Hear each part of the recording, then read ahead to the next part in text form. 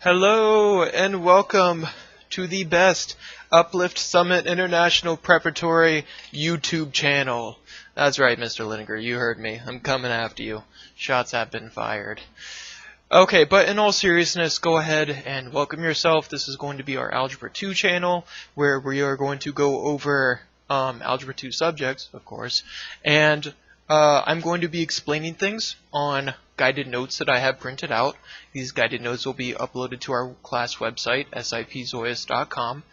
You can go ahead and fill these out along with me if you choose, or you can write your own version of it, or you can just simply sit back, have a bowl of popcorn, and let the math sink in. It is up to you, whatever works best for you.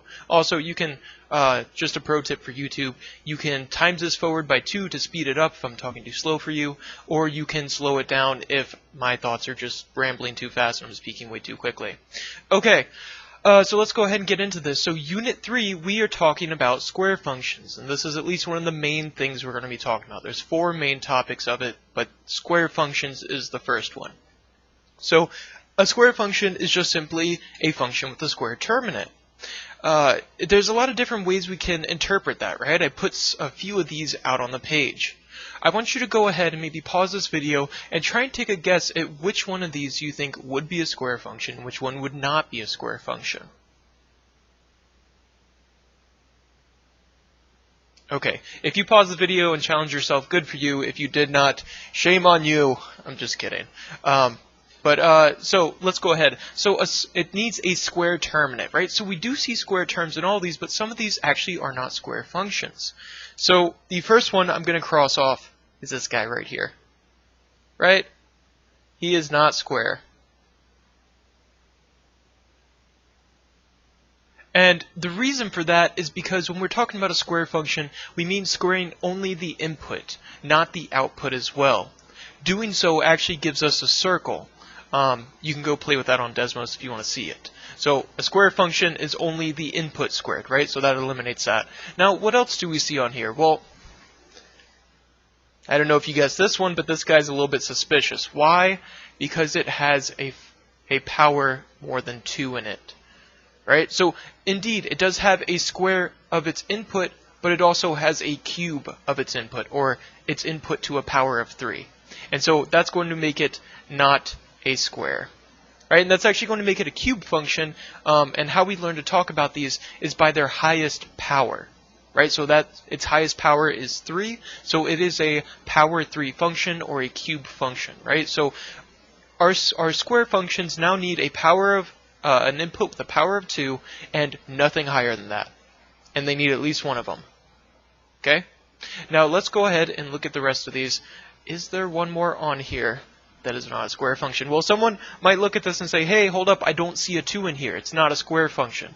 And to that, you are correct. Well, partially. You don't see a 2 in there. However, if we are to go ahead and distribute that x into both of these, we are going to see this becomes x squared plus 5x. And indeed, it is a square function, right? Now we can see the square. It's a little more clear that it is a square function, okay? Okay, enough about that. Let's go ahead and look what is the graph going to look like. So a square function is going to have this characteristic shape, right? It's going to have a sort of U shape. And it's not exactly quite a U shape, but that's a good way to think of it, right? It's going to be a U shape that's going one way and then changes directions and goes the other way. And that's actually the most important part of this, is that it changes directions, right? And so we're going to look a little bit more at this. So square functions also have a characteristic point known as the vertex. I wonder what that could be. Maybe it was the thing that Mr. Zoyes said is important. The vertex is the point at which the function changes directions. Oh my god, that's what it was! Changes directions up to down or down to up. And thus is the highest or lowest point. Right? So let's go ahead and think about that really quickly. If you change direction, say maybe you're running a relay race, right? And you're running down to the other end, you run, and then you stop and you change directions to go back. What is the furthest point you made it to? Right? It's right before you change directions, right? When you're going forward, you stop going forward, and you start to go backwards, weren't quite there yet, that is your turning point. That would be your vertex. Okay? And so another way we can think about this is the maximum or minimum, because we're going to go as far as we can go and then turn back around. So normally this is going to result in a minimum where we go down and then we go back up.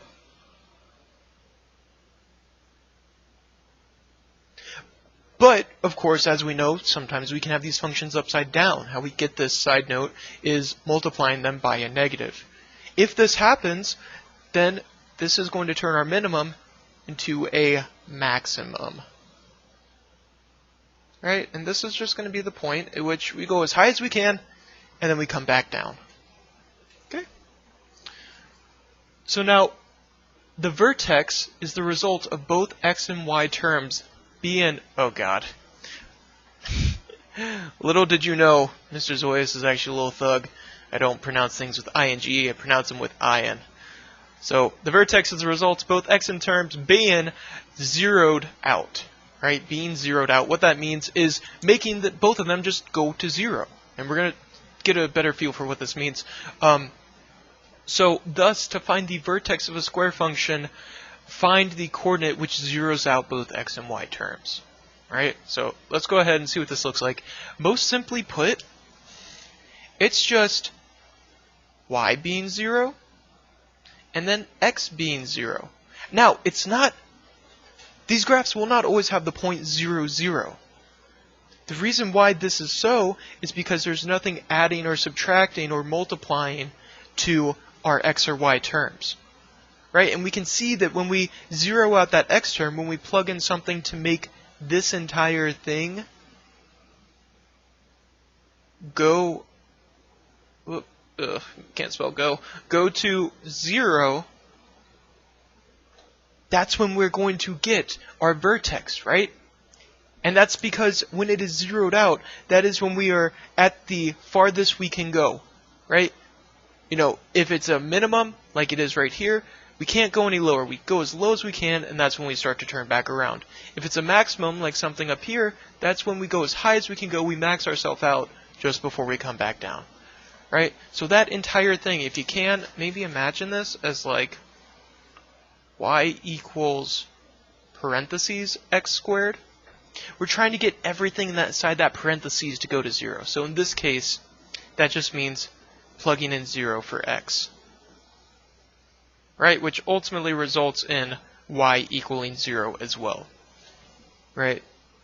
So, now we go and look at our graph, and lo and behold, the point 0, 0 is our vertex. Right? And in this case, it is a minimum.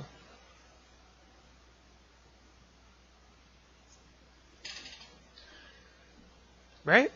And that's because that is the point at which both terms have been zeroed out. We have used all of our x's and all of our y's to go as far as we can. Now we must start changing directions and go the other way. Right?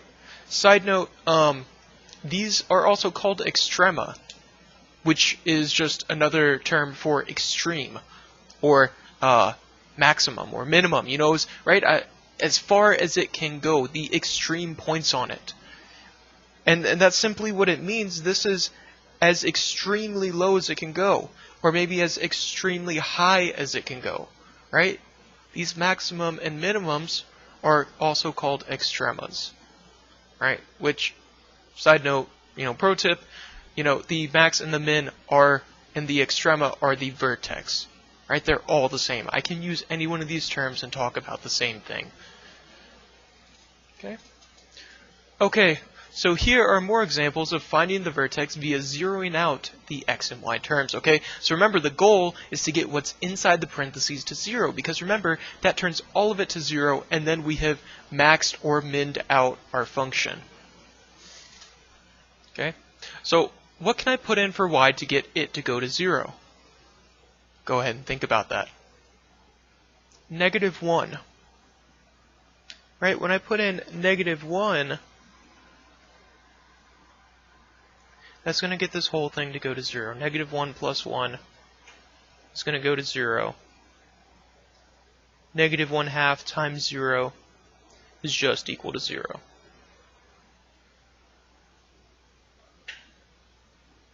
Oh, did I lose you? My screen went dark. I don't know if you guys went dark. We're going to find out. Okay. So, right? And so y is going to equal -1 when it's zeroed out. And then x is going to equal, go ahead and try and figure it out to zero that side out, -4.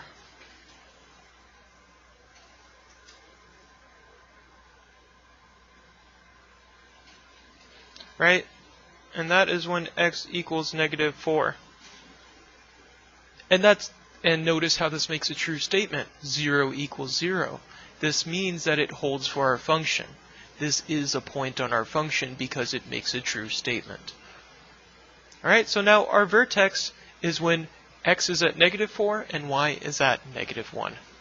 So run out of a little bit of room here, but I'll just write vertex is -4 for the x and -1 for the y. Okay? So now let's go ahead and do another one. So remember, I'm trying to get what's inside these parentheses to 0. That's going to get me to my vertex. So what's going to get me to there? Well, for some of you smart cats out there, you don't even need to plug stuff in. You can just go ahead and do this in your head. Right? What's going to get this y term to 0 is 2. And what's going to go ahead and get this x term to 0 is also 2. Okay, now quick reflection question. We had some multipliers out here, right? Well, not here really, but right there and right there. Did that affect where the vertex was? Go ahead and think about it to yourself. Okay? And again, this is our vertex because it gets both parts to 0 out. Okay? It does not necessarily mean plugging 0 in for both of them. It just means getting both of those terms to equal 0. Okay? Alright, and if anyone needs to see some proof of that, let's go ahead and just take a quick look at this.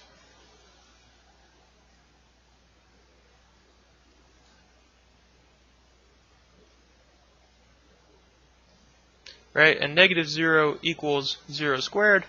Well, I would certainly agree. Okay, so good. That's our vertex. Okay, now, so what's the vertex? Well, let's go ahead and maybe start with the most obvious, right? We're trying to get our x and y terms to be zeroed out. So I can realize that it's going to zero out when x equals 4. Alright, because 4 minus 4 is going to be 0. Okay? Now, there's one of two ways you can go from here in thinking about this. Now, you can realize that 4 is going to zero that out, and that you need to find your y, so you can plug in 4 to then find out what your y is. That's going to look like this.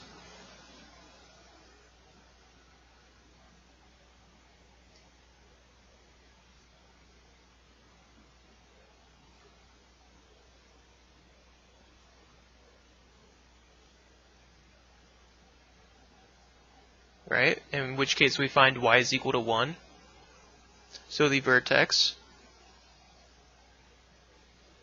is x comma, oops, sorry, not x, whoops, 4 comma 1, right? Our x is 4, our y is 1. Okay, now that's one way you can go about that. Or another way you can go about this is thinking, getting it back to what our original example looked like. And notice this original example, right? We just have two quantities, something being added or subtracted to y, and something being added or subtracted to x. Of course, that is the term with the square on it. Right? And so we kind of already got that square term over here, but we got this weird guy over here. Right? He doesn't belong to x, so let's go ahead and move him over so he can now belong with y. Right? So y equals quantity of x minus 4 squared plus 1. Go ahead and subtract 1 from both sides of the equation. Y minus 1 equals x minus 4. squared. Okay? And we can put that in parentheses just to kind of help us see the visual similarity to this problem over here. Right? And when we do this, then we can maybe more easily say, oh, well, I see that x just has to be 4 to zero this thing out, and y has to be 1 to zero this thing out. Okay? In which case we arrive at the same conclusion, which is good. You should actually get into that practice, doing things two ways, thinking about it two ways. If it's logically consistent, you should arrive at the same conclusion for both. Alright? Okay. Same thing for this one. Alright, so I'm just going to immediately see how I get this term to go to 0 is with x equal to -3. Right? And now for those good at mental math, we can go ahead and see that -3 is going to turn this to 0, 0 squared is 0, times -2 is 0, so y equals 0 plus 3, aka y equals 3. Or we can maybe pick up a hint from this one, right? We can notice, oh, hey, I found what was going to zero this x term out, and then I just took whatever was being added or subtracted on over here for my y value. Right? Either one of those could work. And so our vertex is -3, 3. Right? Cool. One page done. Okay. So now there's a little bit more to it, right? That's the vertex, and that is one of the most important parts. But now, additionally, these functions can be vertically stretched and compressed, much like a line would, by a multiplier. Oh, this is the second part. My bad. We're going to get to there just in a little bit. Because these graphs have a vertex, or turning point, my bad, it's supposed to be or, we can think of these graphs as opening either up or down, right? They turn around. There's a way they go back to, and we can think of that as like a sort of opening where they naturally open to. Naturally, these functions open upwards, right? So just the bare function, just the y equals x squared function, right? Just the y equals x squared function is going to open upwards. It's going to turn back around, and a good example of that is right over here, right back on that first page. That's y equals x squared, and it's opening upwards. Right? See how it opens up? Okay. Thus, now think about this, right? We're mathematicians. We always think about the positive and the negative of examples, right? That's our positive example. What would a negative example be? The opposite of opening up. When multiplied by negative, they open downwards, right? The opposite of up is down, and so multiplying it by negative is going to get us that opposite, which is down. This feature is known as concavity. Okay, so now we're going to go through here and look at which one of these have open upwards or open downwards, or upwards concavity or downwards concavity. Okay. Now, when I'm going through and looking at these, I just want to look for a negative multiplier, right? Because if the multiplier is less than 1, or is less than 0, aka it's below 0, it's negative, that's going to mean that it's a negative multiplier, and so it's opening down. Right? And so here, I go ahead and I see a negative multiplier right there. Okay? And if it kind of weirds you out seeing that -1/2 over on the side of the y, you can multiply both sides by a -2. Why would we do that? Let's watch what happens when we do that. Right? -2 times -1/2. Well, that's just quite simply 1.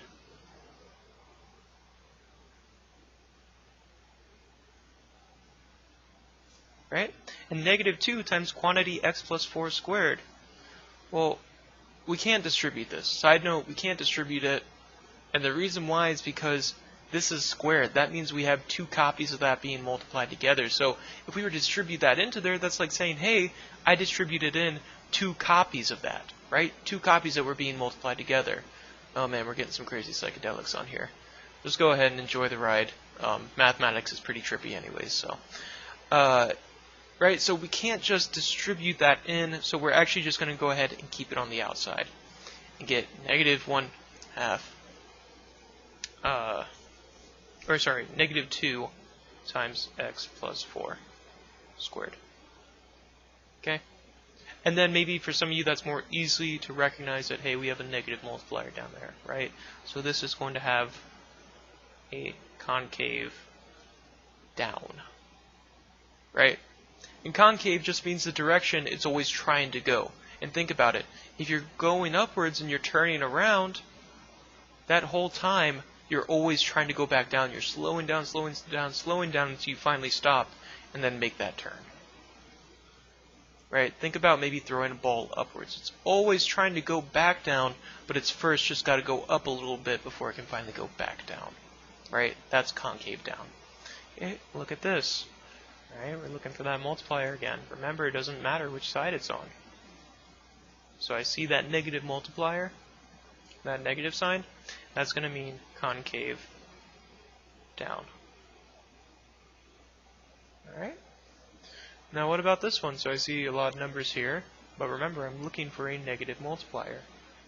I see no negative multiplier, so what do we think that's going to mean? No negative multiplier is going to mean it's natural, aka it opens upwards, or concave up. Okay? Alright, and the last one, we're looking for that negative multiplier. I see a 3 there, but it is adding. Remember, it's not multiplying. It's not going to give us that opposite. This negative 2 is multiplying. Remember, if I see a number next to something without an operation in between it, that usually means multiplication. Okay, so negative 2 times this, well, say no more, I already know this is concave down. Boom. Okay, additionally these functions can be vertically stretched and compressed, much like they would a line, right, by a multiplier. This multiplier can also be called a weight or scalar. This multiplier is best thought of as a slope. When multiplier a is greater than 1, the function is stretched. And remember, go ahead and think about this like multiplication, right? If we're multiplying by a number bigger than 1, what's going to happen when we do that multiplication? Does it get bigger or smaller? Right? It gets bigger. And likewise, when multiplier a is less than 1 but greater than 0, right? If it's below that 0, that just means it's negative, and we already know what's going to happen if it's negative. We talked about that up there. But if it's below 1, right, below 1 but greater than 0, it's a fraction. What happens when we multiply things by a fraction? They get smaller, they get compressed, right? So now we're going to be looking for negative multipliers. Now remember, when we talk about these, we want to be a little bit keen to which one's getting the negative multiplier, and thus which one would be bigger or smaller. Okay? So, right, you may come along here and you say, aha, Mr. Zoyes, I see the fraction, right? The 1/2 fraction that's multiplying it, so this is going to be compressed, right? I know when I multiply things by a fraction, they get smaller. And you're correct, you're absolutely correct. However, realize this is multiplying y by a 1/2. Right? So let's think about that in terms of which one's going to be bigger. Right? If I have to multiply something by 1/2 just to get the other thing, which one's going to be bigger? Right? Mr. Zoyes has 10 donuts, and you have half as many donuts. Who has more, Mr. Zoyes or you? Mr. Zoyes has more donuts. Right? And so that's going to mean that y is going to be greater than x. So it's going to be an actual stretch. Right? Because we're traveling more on the y-axis, we're traveling more for the y than we do the x. Right? So that means that this is going to be a stretch.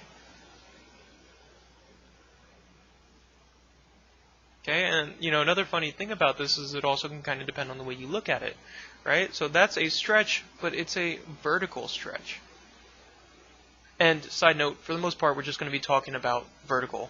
It's going to be assumed that we're talking about things vertically, not horizontally. But let's go ahead and think about this horizontally, right? If we are traveling more on the y than we are the x, or the x has traveled less than the y, then that means we took our function and we compressed it, right? We compressed it horizontally. A horizontal compression is the same as a vertical stretch. right? They both look the same. You say tomato, I say tomato. I say vertical stretch, you say horizontal compression. They both mean the same thing. But for the most part, we're going to talk about things with vertical orientation. Okay? So, before we go on to the next one, there's another way to think about this. So sometimes by default, it's easier just to think about it as what's multiplying the x. So what we can do to bring this over to the other side is we can multiply both sides by -2, right? Just like we did above. If we do that, we're going to see that we get y plus 1 quantity equals -2 times x plus 4 quantity squared, right? And if we saw that as a slope on a line, we would know that means it's increasing in slope, right? The slope is getting steeper. Could be positive, could be negative. In this case, it's negative. But we know when we see a whole number multiplying that x, that thing is getting steeper, right? It's going from like this to like that, okay? So another reason why we can tell it's going to be a vertical stretch because it's getting vertically steeper, right? Kind of like a slope. All right? And, okay, vertical stretch or compression. Oh, I don't know about you, but the only thing I see multiplying is a negative, right? And what's that really mean? That just means it's multiplying by a -1. And true, while that negative is going to flip it, it's going to reverse the direction of it, it's not going to do anything for the for a stretch or compression, right? Anything multiplied by 1 is itself, and so there's not going to be any stretching or compressing there. It'll flip, right? We got that negative, but otherwise our coefficient's 1, so we have neither a stretch or compression. Okay? Okay, let's go ahead and look at this one. Again, we're looking for that multiplier. We don't see one, so this is neither a stretch or compression. Okay. Real quick, I just want to go ahead and make a note. I do realize this video is going on a little bit longer. I appreciate you for bearing with me. Understand this is my first time doing this, and so I am looking for ways to optimize it. But just bear with me for the time being. If you need to get a food snack, go ahead and do so. It's a video. I don't care. You can even talk to your friend if you want. I don't get upset when you're talking during a video of me talking. That would be kind of funny, though, if I just got upset back in my home. Started yelling. I would never yell, but you get what I'm saying. Okay. So again, we are looking for that multiplier. We're wondering, is it bigger than 1 or less than 1? Right? If it's bigger than 1, we know it's getting bigger. If it's less than 1, we know it's getting smaller. Okay, and over here we see a multiplier that is bigger than 1. When we multiply anything by a number bigger than 1, it's going to get bigger. So this is a stretch. Cool. Okay, so now putting it all together. Right? Now you may have noticed there are two main forms in which we're seeing these square functions. Vertex form and translational form, right? Now, the one that we call vertex is right here. This is vertex form, right? And this is translational form. Alright? And now, I heard this from Delcom, so if I'm incorrect, go ahead and blame him. But apparently, this is the French form. This is the form that the French use, and this is more of the English form, the more British form, right? And so even people in India, they still use this because they have a lot of British influence over them.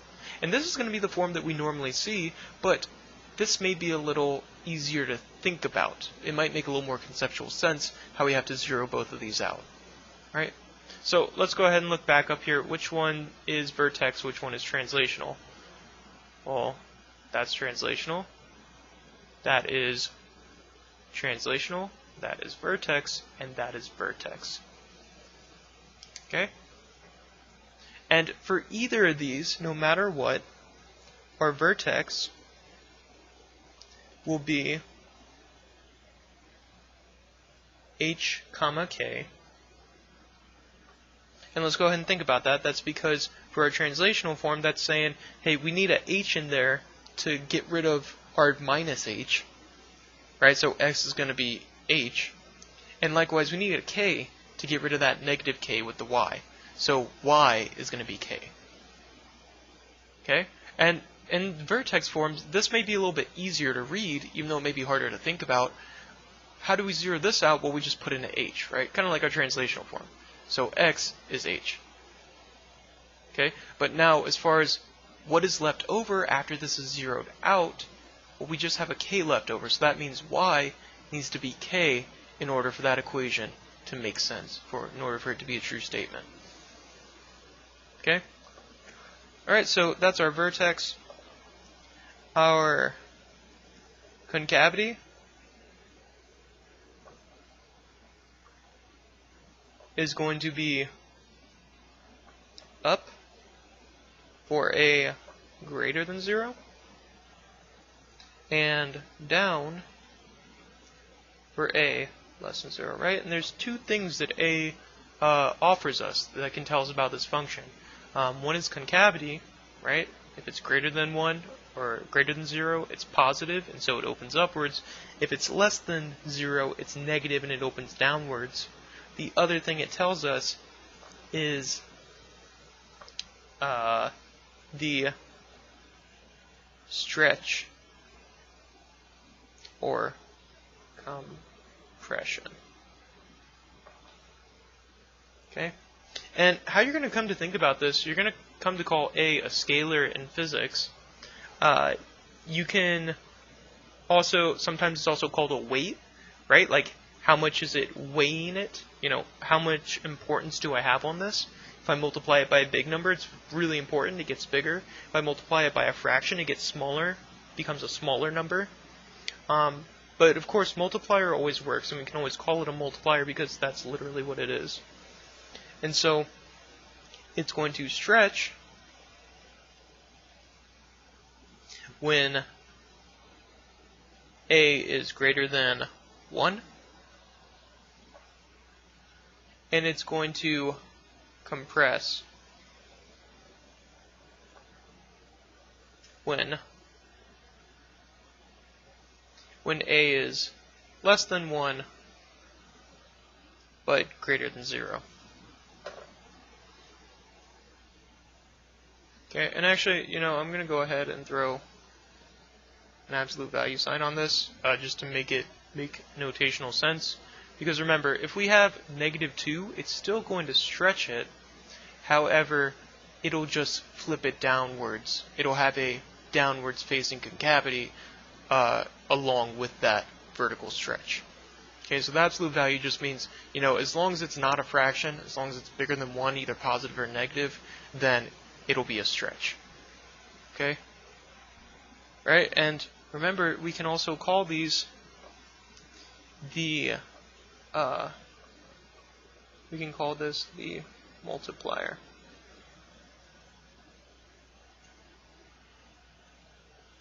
Okay? That's maybe the better, more overarching name for it, is what kind of multiplier does it have. Okay? Okay, on to the challenge problem. So, write the function of a square which has a vertex of 1, 1 and passes through the point 2, 0. Okay. Well, so this is asking for a function with that kind of a vertex. Now, I like translational form, so I'm going to go ahead and write this in translational form, just because it makes a little bit more intuitive sense. So, I know my translational form is going to look like this.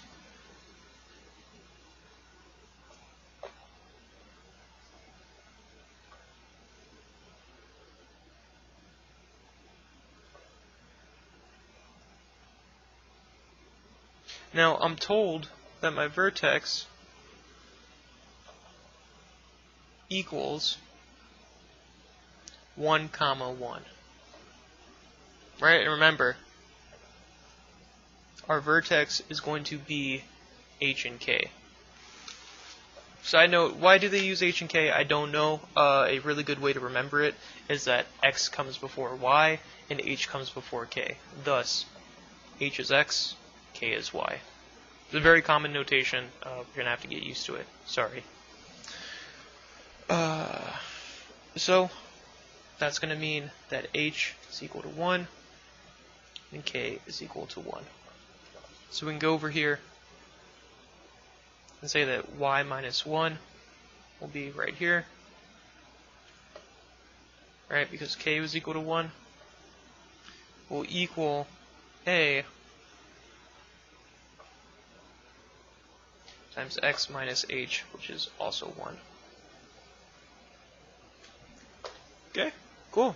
And so that's most of our function written. However, there's one thing missing, right? A is missing. So we're also given an extra piece of information in this question, right? This function also passes through the point 2, 0. So let's go ahead and think about what that means. That means when I plug in 2 and 0 into there, when x equals 2 and y equals 0, that's going to make a true statement. Okay, so that means that I can plug that into there, get rid of my y and x variables, and then have a left over, in which case I can then solve for a. Okay, so let's go ahead and do that and see what happens. So remember, x can be 2, so 2 minus 1 squared. A is still in front, remember I'm solving for it. And 0 is y, so 0 minus 1. Alright, so let's go ahead and simplify this. So 0 minus 1 becomes negative 1 equals a times 2 minus 1 is equal to 1 squared. Alright, and 1 squared is equal to 1. And that's pretty easy to solve. We can just think of that times 1 as not being there. So we see that a equals negative 1. So our whole equation, going back and putting it in here, would be y minus 1 equals negative 1 times